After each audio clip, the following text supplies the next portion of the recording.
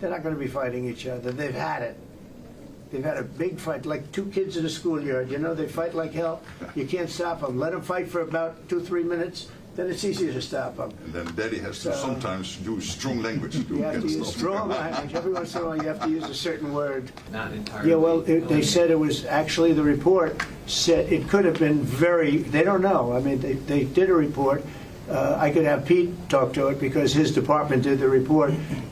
They really don't know. I think Israel's going to be telling us very soon because Bibi is going to have people involved in that whole situation.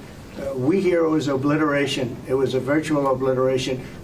And given the 30,000 pounds of explosives and capability of those munitions, it was devastation underneath Fordo. And the amount of munitions, 6 per location, any assessment that tells you it was something otherwise is speculating with other motives. And we know that because when you actually look at the report, by the way, it was a top secret report, it was preliminary, it was low confidence. All right, so this isn't, you make assessments based on what you know. And it said it could be very devastating, very serious. Moderate to severe, and we believe far more likely severe and obliterated. So this is a political motive here. Was there a leak investigation?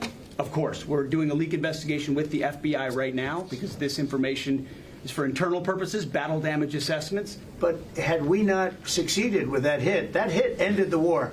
That hit ended the war. I don't want to use an example of Hiroshima. I don't want to use an example of Nagasaki. But that was essentially the same thing. That ended that war. This ended that with the war. If we didn't take that out, they'd be fighting right now. The conversion facility, which you can't do a nuclear weapon without a conversion facility. We can't even find where it is, where it used to be on the map.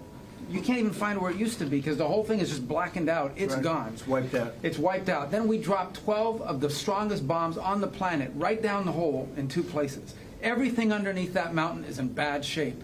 And I refer you to the statement of the IAEA, Mr. Grossi. Yes. You know what he said? He said there was Iran, the way it looked the day before the attack, and what their nuclear program looks like now. 2 very different things. They are way behind where they were just 7 days ago. The last thing they want to do is enrich anything right now. They want to recover. And we won't let that happen, number one. Militarily, we won't. I think we'll end up having somewhat of a relationship with Iran. I see it. Look, I've had a relationship over the last 4 days. They agreed to the ceasefire. And it was a very equal agreement. They both said, that's enough. They both said it. I mean, they just went through hell. I think they've had it. The last thing they want to do is enrich. They've been trying to do it. By the way, it's hard to enrich. And, you know, when you look at a site like that, very, very hard to build. Very, very hard. Very expensive. They spent trillions of dollars trying to do this thing, and they didn't come up with it. And we're actually getting along with them very well right now. The great thing is you took out the nuclear capability of Iran. This was crucial. You did it in a way which is extremely impressive. But the signal sends to the rest of the world that this president, when it comes to it, yes, he is a man of peace, but if necessary, he is willing to use strength, the enormous strength of the American military. So I think that signal to the rest of the world, this is far beyond Iran, is extremely important.